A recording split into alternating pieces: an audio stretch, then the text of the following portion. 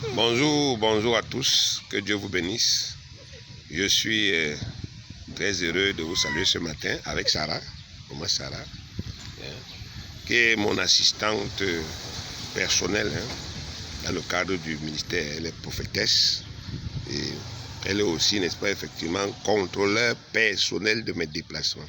Donc ce matin, n'est-ce pas, je voudrais vous annoncer que le séminaire à l'école du Saint-Esprit commence effectivement aujourd'hui, au 27 avril, à partir de 17h.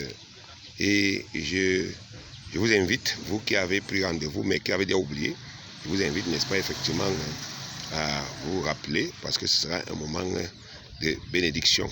Et je voudrais, n'est-ce pas, effectivement, adresser un salut particulier au président malgache, n'est-ce pas, qui a eu le courage de présenter au monde le Covid organique, c'est-à-dire ce remède que les Malgaches ont développé.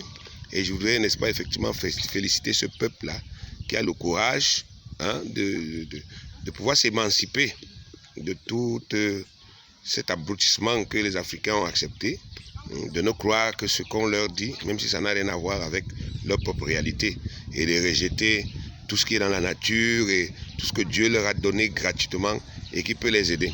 Donc au sujet de, sachez bien aimé que au sujet du Covid-19, l'Afrique n'a pas à rendre des comptes aux gens pour la manière dont elle décide de se soigner. Donc les Africains ne sont pas des esclaves. Ils n'ont pas, n'est-ce pas, à rendre des comptes aux gens sur la manière dont ils décident de se soigner. S'ils décident même de se soigner en buvant, n'est-ce pas, effectivement, le café, laissez-les boire leur café. Du moment où ça marche, tant mieux. Donc on n'a plus à traiter les peuples africains comme étant, n'est-ce pas, des sous-hommes, des gens, n'est-ce pas, qui n'ont aucune intelligence, des gens qui ne savent même pas, qui sont incapables de prendre des décisions, des grandes décisions. Nous sommes des Africains, nous avons des enfants, nous avons des familles, nos chefs d'État ne sont pas des imbéciles.